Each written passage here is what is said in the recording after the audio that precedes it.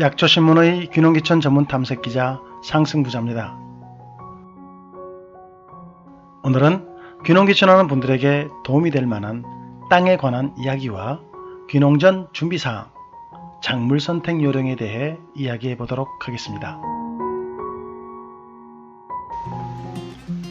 시골 땅값의 비밀, 똠방. 좋은 땅은, 나쁜 땅은. 좋은 땅 만드는 법, 지목 변경. 시골 땅값의 비밀, 똠방의 중개수수료 거품.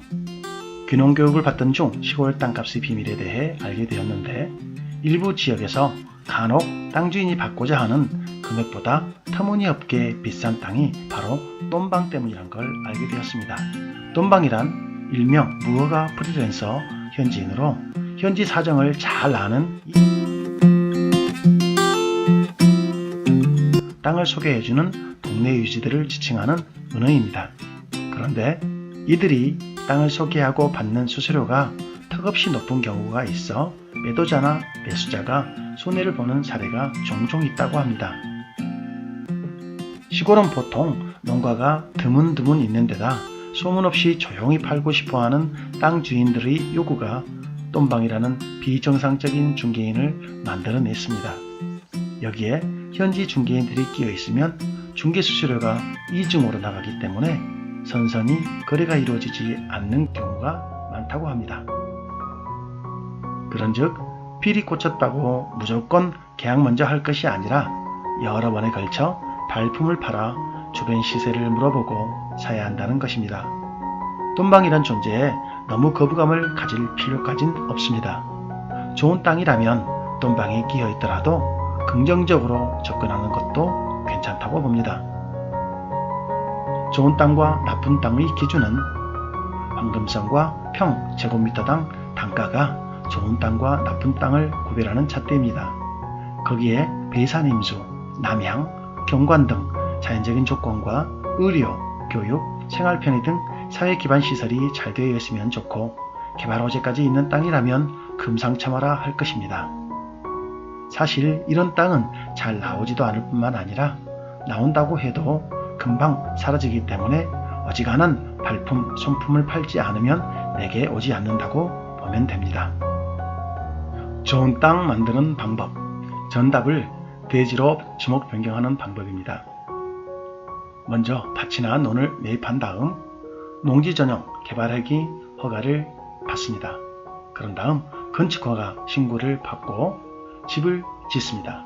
그런 다음 지목 변경을 하는 겁니다. 대개 사람들은 농지를 대지로 바꾼 다음 건축을 하는 것으로 잘못 알고 있습니다만, 실제는 용도 변경, 즉 농지 전용 허가, 개발하기 허가를 먼저 받고 집을 완공한 다음 준공 필증을 첨부해서 군청 지적계에 신청하면 그때서야 비로소 지목이 대지로 바뀝니다.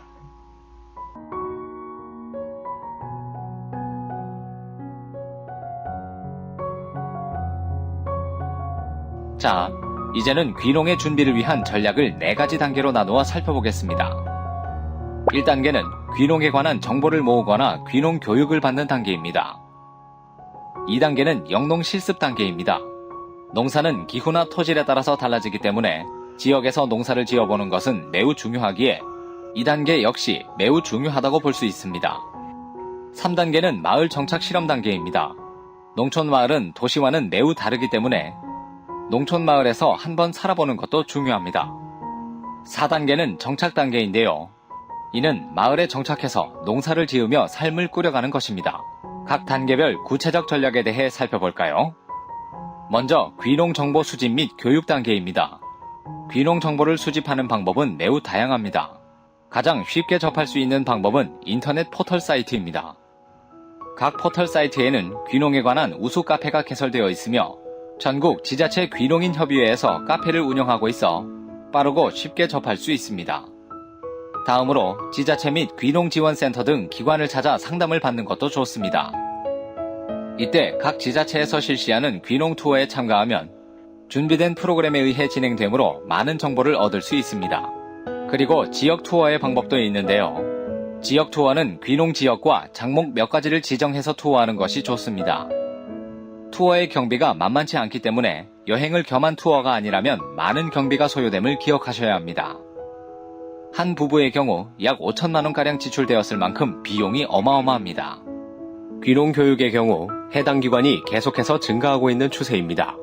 교육기관은 귀농 귀촌 정책, 농업 창업, 컨설팅, 귀농 교육 정보 등 종합적인 안내를 하는 귀농 귀촌 종합센터와 각 시군의 농업기술센터가 있습니다.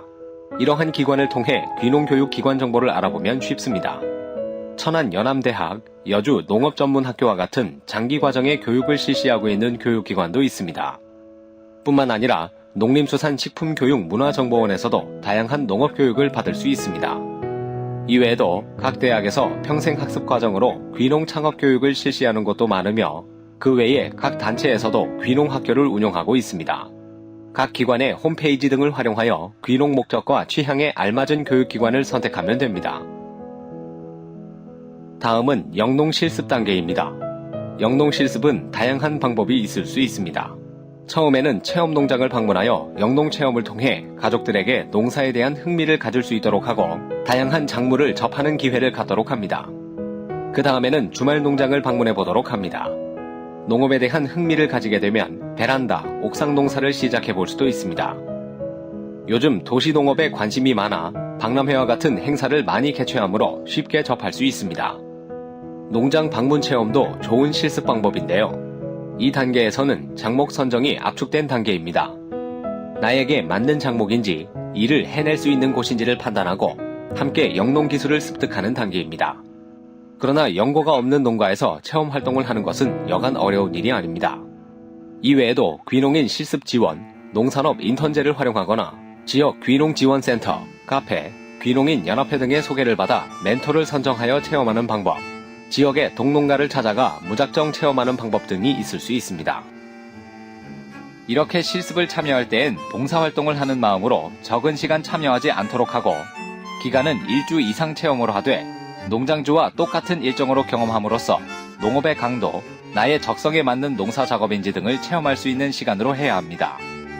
만약 귀농과 동시에 소득이 되는 작물을 재배하고자 할 때에는 적어도 한 작기 정도는 수시 관찰할 수 있는 체험을 한다면 작목 선정에 많은 도움이 될 것입니다. 다음은 한 현지 전업농의 인터뷰 내용입니다. 이 내용을 참고하여 영농 실습을 어떠한 마음으로 나가야 할지 생각해 봅시다. 예비 귀농인이 방문했을 때 어떠세요? 귀찮지는 않으세요? 일단 메모 수첩을 들고 질문만 하며 일을 방해하는 사람도 있고 작업복 차림으로 일손을 도우면서 질문하는 사람이 있죠. 아무래도 후자의 사람이 저에게 도움이 됩니다. 그래서인지 무엇이라도 좀 보탬이 될 만한 방안을 찾아서 알려주려고 노력하게 되죠. 하지만 전자의 사람은 자세가 되지 않았구나 라는 생각에 건성으로 대답하게 되더라고요. 귀농을 준비하며 또 하나 중요한 것이 바로 정보 수집 및 교육 현장 실습을 통해 목표를 설정하는 것입니다. 이는 가족의 동의 얻기와 귀농지 작목 선택의 중요한 기준이 되기 때문입니다.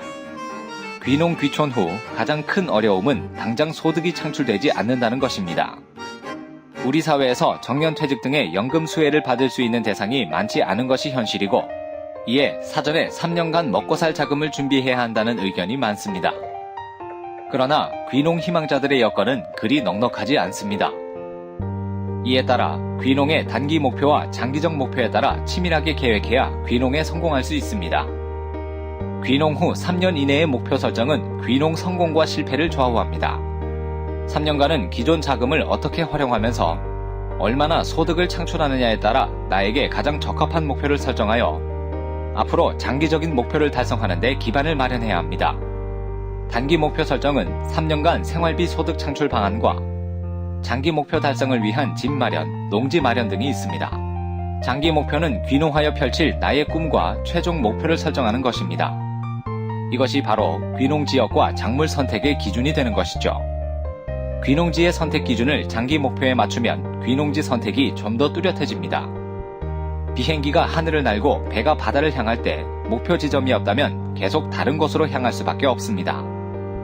중간에 약간 방향이 잘못되더라도 다시 목적지를 향해 좌표를 따라가듯이 뚜렷한 귀농 목표가 설정된다면 다양한 방법을 동원하여 목표를 달성할 수 있습니다.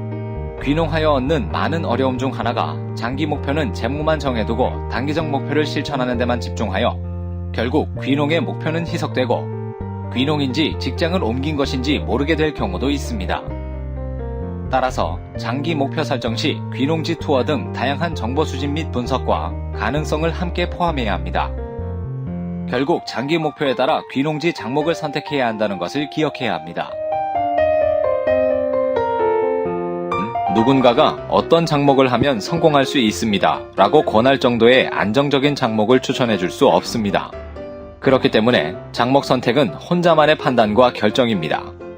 농업이라는 분야의 특성상 영농 기술도 중요하지만 기후의 영향이나 글로벌 시장 경제에 따른 가격의 불안정의 요인, 그리고 1차에서 6차 산업까지 아우르는 복잡한 단계를 거치기 때문에 안정적인 장목이 존재하기 어려운 것이죠. 따라서 귀농 투어, 시장 정보 등을 통해 다양한 정보를 수집하여 개인 여건에 알맞은 장목을 선택하여 결정해야 할 것입니다. 구체적인 귀농 장목 선택 요령을 살펴보겠습니다. 먼저 작물 선택은 영농 기술 수준, 즉 영농 경험 및 숙련도에 따라 장목 선택을 달리할 수 있습니다. 초보자의 경우 노지 작물인 참깨, 땅콩, 감자, 고구마, 마늘, 생강, 무, 배추, 수도작, 약혼을 재배할 수 있겠고, 한우, 흑염소, 토종닭과 같은 축산업을 선택할 수도 있습니다. 영농 기술이 있는 사람의 경우 노지 작물 중 오미자와 같은 특약용 작물을 선택할 수도 있고, 사과, 배, 복숭아, 포도 등의 과수 작목을 선택하는 것이 좋습니다. 고추, 수박, 딸기, 토마토와 같은 시설 채소나 한우, 육개, 양동과 같은 축산업도 영농 기술을 갖고 있는 사람이 선택할 만한 작목입니다. 마지막으로 고도의 기술 작목을 갖고 있는 사람의 경우 노지 작물 중 최신 수입 작물이나 오이, 멜론, 방울토마토와 같은 시설 채소를 재배하거나 국화, 백합과 같은 시설 화훼도 좋습니다. 젖소, 산란개를 기르거나 특용 작물인 버섯을 재배하는 것도 추천할 만합니다. 경영 특성에 따라서도 품목을 선택할 수 있는데요. 만약 소득이 높은 작목을 목표로 할 때에는 시설 채소나 화훼류, 과수를 선택하는 것이 좋습니다. 가족들의 노동력이 확보되었을 경우엔 노동 생산성이 높은 작목인 쌀, 보리, 하우스무, 생강, 오이, 수박, 사과, 배, 토마토, 복숭아, 포도, 화훼류가 좋습니다. 자본 이용이 효율적인 작목을 선택하고 싶을 때에는 수박, 참외, 오이, 토마토, 느타리 버섯 등을 선택하고, 기술 및 입지가 중요한 작목을 선택하고자 할 때에는 반속성 오이, 하우스무, 화훼를 선택할 수 있습니다. 현재 농촌은 일손이 부족하여 많은 어려움을 겪고 있습니다.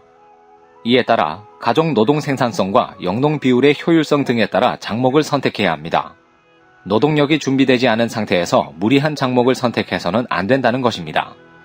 특히 부부, 가족 노동력을 중심으로 영농 계획을 수립하는 것이 안정적인 영농이며, 농촌 현장에서도 일손 부족으로 적정 규모의 영농으로 변화하는 추세라는 것을 감안해야 할 것입니다. 농촌 관광 자원을 이용한 귀농. 은퇴 후 귀농 창업을 할 때 관심을 가질 만한 것이 바로 농촌의 어메니티를 활용한 관광 농업입니다. 흔히 귀농을 하면 영농을 통해서만 성공하는 것이라 여기지만 남해의 다랭이 마을, 임실 치즈 마을 등 어메니티를 이용한 성공 사례가 매우 많습니다. 여기서 농촌 어메니티는 농촌 지역의 풍부한 자연, 역사, 풍토 등을 기반으로 하여 공간이나 공동체 구성 요소들을 총칭하는 용어로 여유, 정감, 평온이 가득하고 사람과 사람의 접촉에 바탕을 둔 삶의 쾌적함과 자연성을 말합니다. 이는 물리적인 실체가 있는 것도 아니고 추상적이고 감성적인 요소입니다. 그러나 농촌 어메니티는 아무것도 존재하지 않는 곳에서 발생하는 것이 아니라 오랜 시간에 의해 형성된 고유의 특성을 가진 농촌이라는 공간에서 발생 구성되는 자원에 의해 파생된 것이라 볼 수 있습니다. 정부에서는 2001년부터 관광농업에 관심을 가지고 어촌체험마을, 정보화마을, 농촌 전통 테마마을 등을 조성하여 5개 부처에서 9개 사업 1,800여 개의 마을을 조성하였으며, 이외에도 농협중앙회에서 추진하는 팜스테이 마을 등이 있습니다. 이러한 마을 기업 또는 사회적 기업은 새로운 일자리 창출로 도입되어 지원되고 있으며 많은 성공 사례가 있습니다. 귀농인들이 도시에서의 재능을 활용한 인문학 강좌, 지역의 역사를 영화로 촬영하는 경우도 있으며, 체험마을 사무장으로 활동하는 한 화가는 재능을 살려 체험활동 프로그램을 개발하고 지역의 어린이들의 그림 학습 재능 기부를 하는 등 무한한 가치를 가지고 일하고 있습니다. 그러나 이렇게 성공한 마을도 있지만 마을의 리더와 여건 등에 따라 실패한 마을도 많이 있어 무분별하게 뛰어드는 것은 유의해야 합니다. 농업 비즈니스 유형은 관광농원, 농어촌 민박 등이 있습니다. 관광농원은 자연학습형, 주말농원형, 심신수련형, 농촌휴양형, 효도농원형 등이 있으며 농어촌 민박사업은 농어촌에 거주하고 있는 주민이 주택의 일부를 농어촌을 방문한 이용객에게 제공하는 사업으로 이용주택의 연면적이 230제곱미터 이하이면 농어촌 민박사업자로 지정받을 수 있습니다. 요즘 많이 각광받고 있는 사업 중 하나가 바로 체험농장입니다. 녹색체험마을 또는 정보화마을과 연계한 프로그램으로 체험농장을 운영하고 있는 농장이 많으며 개인 농가에서 체험농장을 운영하는 사례도 많이 있습니다. 체험 프로그램은 딸기 수확, 사과나무 분양, 밤 줍기, 고구마 농장 등 다양한 개발이 가능합니다. 다양한 아이디어를 가진 귀농인이 추진해 볼 만한 일이라고 볼 수 있습니다. 그 한 예로 나주의 한 화가의 정원은 개인 정원으로 많은 관광객이 방문하고 있어 활용 가치를 높이고 있고, 밀양의 한 체험마을 역시 108개의 돌탑과 허브를 주제로 스토리텔링을 함께 넣어 성공한 체험마을로 알려져 있습니다.